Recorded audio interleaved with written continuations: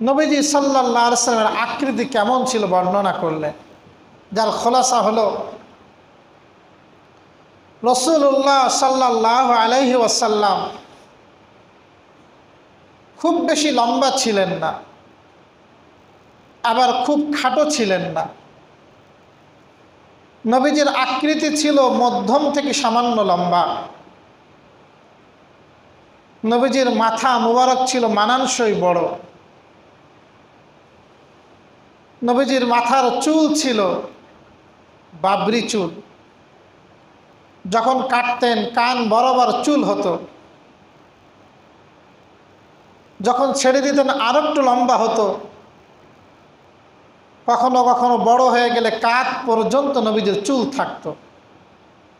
আরবিতে বলা হয় ওয়াফরা, লিম্মা, জুম্মা।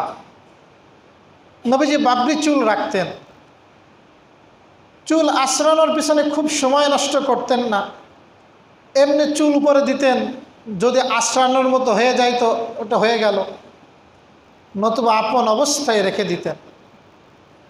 নবীজির চুল খুব বেশি কোঁকড়া ছিল না, আবার একেবারে সোজাও ছিল না, সামান্য কোঁকড়া চুল ছিল আল্লাহ রসুলের।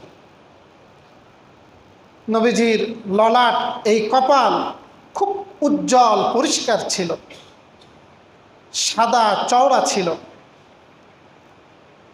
নবীজির ভুরু দুইটা সামান্য কিঞ্চিত বাঁকা ছিল,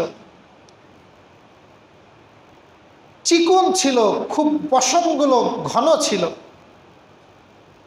দুই ভুরু আলাদা আলাদা ছিল। দুই ভুরুর মাঝখানে একটা রগ যখন রাখতেন স্ফীত হয়ে যাইত, উঁচু হয়ে যাইত, দেখা যাইত। নবীজির চোখ মোবারক, চোখের পুতলি কালো, খুব বেশি কালো ছিল, সাদাটা সাদা ছিল, বড় ছিল, বড় বড় পাপড়ি ছিল চোখে। নবীজির নাক মোবারক উঁচু ছিল, মনে হয়তো নূর চমকাচ্ছে। আল্লাহ তাআলা সবটা আকৃতি এত চমৎকারভাবে তৈরি করেছেন। নবীজির দাঁত, সামনের দাঁত দুইটা একটু ফাঁকা ছিল। নবী যখন কথা বলতেন তো মনে হয়তো নূর বের হচ্ছে। নবীজির চোয়াল মোবারক হালকা ছিল, ঘন দাড়ি বিশিষ্ট ছিলেন। দুই কাঁধের মাঝে কিছুটা দূরত্ব ছিল, চওড়া বুক ছিল। বুক থেকে নাভি পর্যন্ত একটা সরু চিকুন পশমের রেখা ছিল। পশমের রেখাটা ঘন ছিল কিন্তু চিকুন নাভি পর্যন্ত। আর পিঠ মোবারকে কবুতরের ডিম ওই আকৃতির সামান্য একটা গোশতের টুকরা ছিল, ওটা ছিল মহরে নবুওয়াত। নবীজি সাল্লাল্লাহু আলাইহি সাল্লাম শেষ নবী, তার আলামত ছিল সেইটা। রসুল করিম যখন হাঁটতেন ঝুঁকে ঝুঁকে হাঁটতেন, মনে হয়তো উপর থেকে নিচে নামতেছেন। মাথা উঁচু করে বুক ফুলায় রসুল হাঁটতেন না, হাঁটতেন ঝুঁকে ঝুঁকে হাঁটতেন। কান্নাহু ইয়ানহাতু মিন সামাবিন, কেমন যেন নিচু ভূমিতে তিনি নামতেছেন। আল্লাহ রসুল পা মোবারক এবং হাতের তালুর গোশত ছিল, পায়ের পেন্ডেলি হালকা ছিল। এভাবে রসুলের প্রত্যেকটা অঙ্গ কেমন ছিল সব ওই শামাইলের কিতাবের মধ্যে বর্ণিত আছে।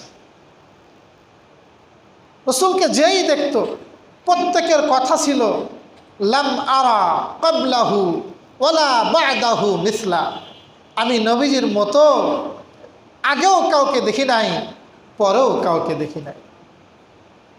হযরত জাবের রাদিয়াল্লাহু তাআলা আনহু বলেন, আমি 14 তারিখের রাতে, পূর্ণিমার রাতে আল্লাহ রসুলকে দেখলাম একটা লাল সাদা মিশ্রিত চাদর আর একটা লুঙ্গি পরিহিত অবস্থায় আমি একবার চাঁদের দিকে তাকাচ্ছিলাম আর একবার নবীজির দিকে তাকাচ্ছিলাম। আল্লাহর কসম, আমার কাছে মনে হয়েছে আমার নবী চাঁদের চেয়েও সুন্দর। এরকম চাঁদের চেয়েও সুন্দর নবী আল্লাহ তাআলা আমাদেরকে দান করেছিলেন। আয-যাহির উনওয়ানুল বাতিন, বাহ্যিকতা ভিতরের আয়না। রসুলের কবি হাসান বিন সাবিত রসুলের জন্য বিভিন্ন কবিতা আবৃত্তি করতেন। যে হাসান বিন সাবিতের বিখ্যাত কবিতা আছে, উনি বলতেন, ওয়া আহসানু মিনকা লাম তারা কাত্তু আইনি, ওয়া আহসানু মিনকা লাম তারা কাত্তু আইনি, ওয়া আজমালু মিনকা লাম তালিদিন নিসাউ, খুলিকতা মুবাররাআন মিন কুল্লি দাইন কাআন্নাকা খুলিকতা কামা তাশাউ।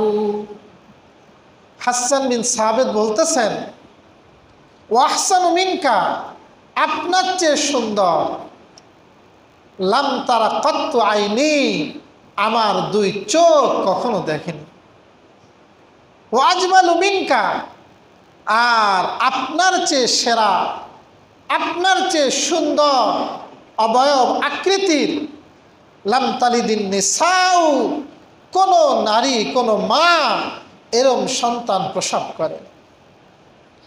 খুলিকতা মুবাররাআন মিন কুল্লি আইবিন, আপনি সৃষ্টি হয়েছেন, আপনাকে সৃষ্টি করা হয়েছে সমস্ত দোষ ত্রুটি থেকে পবিত্র অবস্থায়। আল্লাহ নবী সব দোষ ত্রুটি থেকে মুক্ত। নবীজির পূর্বের গুনাহ মাফ, নবীজির পরের গুনাহ মাফ। নবীজি সাল্লাল্লাহু আলাইহি ওয়াসাল্লাম রাত্রে যখন তাহাজ্জুদ পড়তেন, এত লম্বা সময় তাহাজ্জুদ পড়তেন, পা মুবারক ফুলে যাইতো। আম্মা জান আয়েশা সিদ্দিকা বলতেছেন, ইয়া রাসূলুল্লাহ, আপনার পূর্বের পরের সব গুনাহ মাফ, তারপরও এত ইবাদত কেন আপনি করেন? তা আল্লাহ রসুল বলেন, আয়েশা, আফালা আকুন আবদান শাকুরা, আমি কি আল্লাহ পাকের কৃতজ্ঞ বান্দা হব না? আল্লাহ পাক আমাকে এত নিয়ামত দিয়েছেন, আল্লাহ পাক আমাকে এতিম অবস্থায় পেয়েছেন, আমাকে নিঃস্ব অবস্থায় পেয়েছেন, সে আল্লাহ আমাকে জায়গা দিয়েছেন, আশ্রয় দিয়েছেন, সব কিছু ইন্তজাম করেছেন, আমি কি সে আল্লাহর শুকর আদায় করব না? তা কবি বলতেছেন, সব দোষ থেকে আপনি মুক্ত। কান্নাকা খলিকতা কামা তাশাউ, কেমন যেন আপনি সৃষ্টি হয়েছেন একেবারে যেমন আপনি চান, একেবারে সুন্দর করে তুলি দিয়ে কেমন যেন আপনাকে সুন্দর করে আঁকানো হয়েছে। আম্মা জান আয়েশা সিদ্দিকা রাদিয়াল্লাহু তাআলা আনহা সম্পর্কে একটা শের বর্ণিত আছে নবীর সৌন্দর্য সম্পর্কে। উনি বলেন, লানা শামসুন অলিল আফাক শামসুন শামসি আফজলু মিন শামসিস সামাই,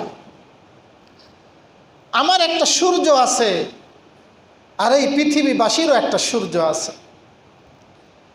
তবে আমার সূর্যটা এই পৃথিবীবাসীর সূর্য থেকে সেরা। সুবহানাল্লাহ, পৃথিবীর সূর্য থেকে আমার সূর্যটা সেরা। শামসুদ দুনিয়া তাতলু বা'দা ফজরিন, দুনিয়ার সূর্য তো উদিত হয় ফজরের পরে। শামসি তালিউন বা'দাল ইশাই, আর আমার সূর্য উদিত হয় ইশার পরে। সুবহানাল্লাহ। তো আল্লাহ রসুল সম্পর্কে আয়েশা সিদ্দিকা বলতেন, যেই মহিলারা হযরত ইউসুফ আলাইহিস সালাতু ওয়াস সালামের চেহারা দেখে, তার সৌন্দর্য দেখে হাত কাটছিল, ওই মহিলারা যদি আমার নবীকে দেখতো, আমার নবীকে কি সৌন্দর্য দেওয়া হয়েছে, তাহলে ওরা হাত না, ওদের কলিজা ওরা কেটে ফেলত। কারণ ইউসুফ আলাইহিস সালাতু ওয়াস সালাম ছিলেন সাদা, আর আল্লাহ রসুল ছিলেন আবিয়াজুন মুশরাবুন, লাল সাদা, রক্তিম ছিলেন তিনি। তা আল্লাহ রসুল সাল্লাল্লাহু আলাইহি ওয়াসাল্লামকে জাহিরিভাবে, বাহ্যিকভাবে সব সৌন্দর্য দিয়ে আল্লাহ তাআলা পাঠিয়েছিলেন, এবং মর্যাদার দিক থেকেও সবার থেকে সেরা বানিয়েছেন। তিরমিজি শরীফের হাদিস, সাহাবায়ে কেরাম প্রশ্ন করলেন, মাতা ওয়াজাবাত লাকান নবুওয়া, হে নবী, আপনি কবে থেকে আপনি নবী হয়েছেন? আপনার নবুয়াত কবে থেকে অবধারিত হয়েছে? ক্বালা, রাসূল বললেন, ওয়া আদামু বাইনার রূহি ওয়াল জাসাদ, বলে যখন আদম আলাইহিস সালাতু ওয়াস সালাম তার শরীর ওই মাটি আর রুহের মাঝে ছিল, মাটি আকারে রেখে দেওয়া হয়েছে, এখনো শরীরে রূহ ফুকা হয়নি, তারও আগে আল্লাহ পাক নির্ধারণ করে রেখেছেন আমাকে আল্লাহ পাক নবী হিসেবে আল্লাহ পাক পাঠাবে। দুনিয়াতে আল্লাহ পাক নবুয়ত দিয়েছেন 40 বছর বয়সে, নবী হয়েছেন 40 বছর বয়স হইলে রাসূলকে নবুয়তি দেওয়া হয়েছে। কিন্তু এই ফয়সালা, এই সিদ্ধান্ত হযরত আদমের সৃষ্টির আগেই আল্লাহ তাআলা করে রেখেছেন।